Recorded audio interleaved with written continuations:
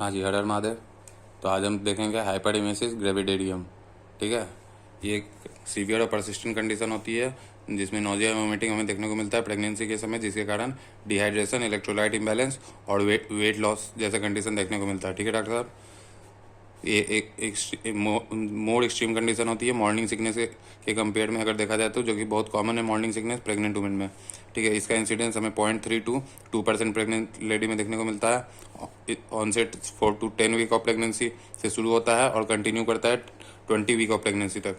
ठीक है, rare cases में थ्रू आउट द प्रेगनेंसी भी ये कंटिन्यू कर सकता है। ठीक है, फिर इसका एटियोलॉजी क्या है? एटियोलॉजी आइडियोपैथिक है, बट बहुत सारे फैक्टर्स हैं जो कि कंट्रीब्यूट करते हैं, जैसे कि hormonal factor, genetic factor, psychological factor and GI factor, मतलब गैस्ट्रोइंटेस्टाइनल फैक्टर। हार्मोनल फैक्टर में क्या है कि एलिवेटेड एचसीजी लेवल, मतलब human chorionic gonadotrophin hormone strongly associated है हाइपरइमेसिस ग्रेविडेरियम के लिए। ठीक है, फिर उसके बाद एस्ट्रोजन और प्रोजेस्टेरोन लेवल भी एक इंपॉर्टेंट रोल प्ले करते हैं। जेनेटिक फैक्टर क्या है? फैमिली हिस्ट्री, साइकोलॉजिकल फैक्टर जैसे कि स्ट्रेस एंजाइटी हो गया, और जीआई फैक्टर में आ गया एबनॉर्मल गैस्ट्रिक मोटिलिटी और गट माइक्रोबायोटा चेंजेस। ठीक है, फिर इसका क्लिनिकल फीचर देख लेते हैं।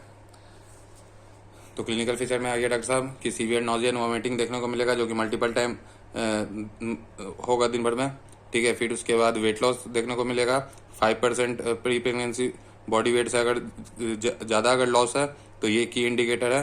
ठीक है, फिर उसके बाद डिहाइड्रेशन के कारण हमें कुछ सिम्टम देखने को मिलेगा, जैसे कि dry mucous membrane, decrease skin turgor और रिड्यूस यूरिनरी आउटपुट या यूरिन आउटपुट। इलेक्ट्रोलाइट इम्बैलेंस देखने को मिलेगा, जैसे कि हाइपोकैलेमिया हो गया, हाइपोनेट्रीमिया हो गया, हाइपोकोलेडेमिया हो गया। फिर कीटोसिस देखने को मिलेगा। कीटोसिस क्या होता है कि बॉडी ब्रेक डाउन करता है फैट को एनर्जी प्रोड्यूस करने के लिए, क्योंकि इनएडिक्वेट न्यूट्रिशनल इंटेक हो रहा है, तो उसके कारण हमें कीटोन बॉडी देखने को मिल सकता है यूरिन में, इसी को कीटोसिस कहेंगे। ठीक है, फिर न्यूट्रिशनल डिफिशियंसी देखने को मिलेगा, जैसे कि विटामिन और मिनरल्स, पार्टिकुलरली अगर बोला जाए तो B1 का डिफिशियंसी देखने को मिलेगा, जिसे हम थायमीन कहते हैं। ठीक है, अब इसका डायग्नोसिस देखते हैं। तो डायग्नोसिस हम लोग हिस्ट्री और फिजिकल एग्जामिनेशन से करेंगे और लेबोरेटरी टेस्ट से करेंगे। तो हिस्ट्री एंड फिजिकल एग्जामिनेशन में हम असेस करते हैं कि वॉमिटिंग का एक्सटेंट कितना है, वेट लॉस कितना है, डिहाइड्रेशन कितना है और डेली एक्टिविटी पे क्या इम्पैक्ट है। ठीक है, फिर लेबोरेटरी टेस्ट करेंगे। लेबोरेटरी टेस्ट में हम सीरम इलेक्ट्रोलाइट करते हैं, इलेक्ट्रोलाइट इम्बैलेंस को असेस करने के लिए। यूरिन कीटोन करते हैं, कीटोन बॉडीज है कि नहीं यूरिन में, इसको असेस करने के लिए LFT करते हैं। LFT में हमें मतलब लीवर फंक्शन टेस्ट, इसमें हमें इंक्रीज ट्रांस अमाइनेज या एलिवेटेड ट्रांस अमाइनेज देखने को मिलता है हाइपरइमेसिस ग्रेविडेरियम के कंडीशन में।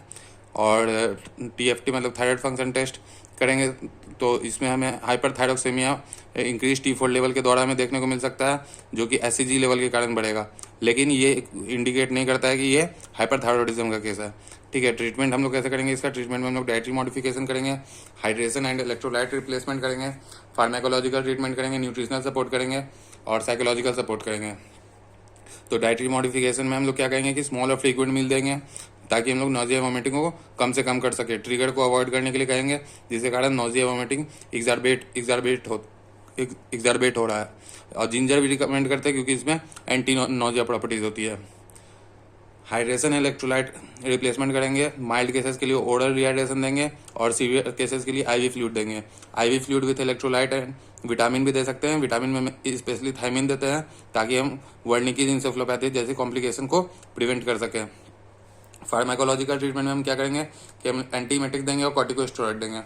तो एंटीमेटिक्स में फर्स्ट लाइन ऑफ ड्रग में हम डॉक्सालामाइन प्लस पाइरिडॉक्सिन देते हैं, जो कि कॉम्बिनेशन है एंटीहिस्टामिन और B6 का। और फिर ऑन्डेंसेट्रॉन और मेटोक्लोप्रामाइड देते हैं। कॉर्टिकोस्टेरॉइड का हम लोग शॉर्ट कोर्स दे सकते हैं, मिथाइलप्रेडनिसोलोन का कॉर्टिकोस्टेरॉइड जो कि है, लेकिन हम लोग इसको रिफ्रैक्टिव केस में ही कंसीडर करते हैं, क्योंकि फर्स्ट ट्राइमेस्टर में हम लोग कॉर्टिकोस्टेरॉइड मिथाइलप्रेडनिसोलोन अवॉइड करते हैं, क्योंकि ये पोटेंशियल रिस्क करता है फीटस को। ठीक है, फिर उसके न्यूट्रिशनल सपोर्ट में हम लोग इंटरल फीडिंग और टोटल पेरेंटल न्यूट्रिशन देंगे। ठीक है, तो इंटरल फीडिंग अगर ओरल इंटेक अगर इनसफिशिएंट है तो हम नेजोगेस्ट्रिक या नेजोजुजिनल फीडिंग की हमें जरूरत पड़ सकती है। और total parental nutrition severe cases में देते हैं, अगर इंटरल फीडिंग में पॉसिबल नहीं है या फिर इनसफिशिएंट है। ठीक है डॉक्टर साहब। फिर उसके बाद आगे हमारा साइकोलॉजिकल सपोर्ट। तो साइकोलॉजिकल सपोर्ट हम लोग काउंसलिंग के थ्रू करेंगे, मदर का काउंसलिंग करेंगे और या तो फिर हॉस्पिटलाइजेशन भी करेंगे, अगर कॉम्प्रिहेंसिव केयर या मॉनिटरिंग की अगर ज़रूरत है तो सीवियर केसेस में ऐसा ज़रूरत पड़ सकता है। कॉम्प्लिकेशन देख ले तो कॉम्प्लिकेशन मैटरनल कॉम्प्लिकेशन कुछ देखने को मिलेगा, फीटल कॉम्प्लिकेशन देखने को मिलेगा। मैटरनल कॉम्प्लिकेशन डिहाइड्रेशन और इलेक्ट्रोलाइट इम्बैलेंस के कारण रीनल इंपेयरमेंट और कार्डियक एरिथमिया हो सकता है, और न्यूट्रिशनल डिफिशियंसीज के कारण वर्निकीज इंसेफेलोपैथिक का रिस्क बढ़ सकता है क्योंकि थायमिन डिफिशियंसी हो रहा है। ठीक है, फिर मेंटल हेल्थ इशू में हमें स्ट्रेस, एंजाइटी, डिप्रेशन का कंडीशन देखने को मिल सकता है प्रोलॉन्ग्ड इलनेस के कारण। ठीक है, फिर उसके बाद फीटल कॉम्प्लिकेशन में हमने preterm birth, intrauterine growth retardation और लो बर्थ वेट जैसा कंडीशन देखने को मिल सकता है कॉम्प्लिकेशन में। ठीक है डॉक्टर साहब, तो हमने देखा हाइपरइमेसिस gravidarum.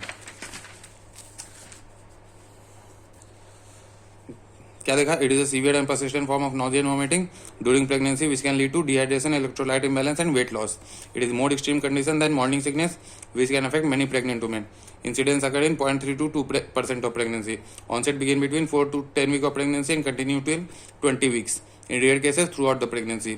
Etiology is idiopathic but several factors may contribute like hormonal, genetic, psychological और GI factor. Hormonal factor में आ गया elevated human chorionic gonadotropin level strongly associated with hyperemesis gravidarum. Estrogen and progesterone level may also play a role. Genetic factor like family history, psychological factor like stress, anxiety, and GI factor like abnormal gastric motility, gut microbiota changes.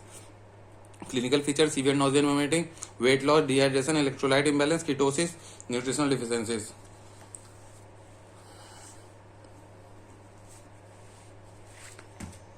फिर उसका diagnosis में आ गया हमारा history and physical examination, laboratory test. History and physical examination, assessment of extent of vomiting, weight loss, dehydration, impact on daily activities. Laboratory test, serum electrolyte, urine ketones, LFT, TFT. Treatment में आ गया dietary modification, hydration and electrolyte replacement. Pharmacological treatment like anti emetics, first line of drug include doxylamine, pyridoxine, combination of antihistamine B6, metoclopramide, ondansetron, corticosteroid, short course of methylprednisolone, nutritional support, enteral feeding, total parenteral nutrition.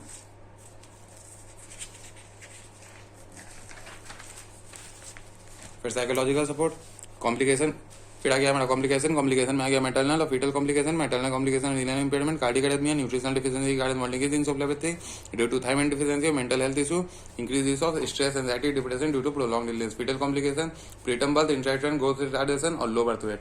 ठीक है doctor साहब।